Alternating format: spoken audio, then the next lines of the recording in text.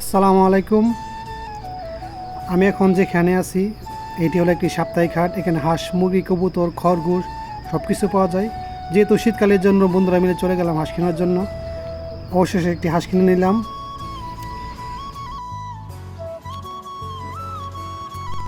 এই হলো আমাদের মোস্তফা, হলো মোস্তফা কসাই।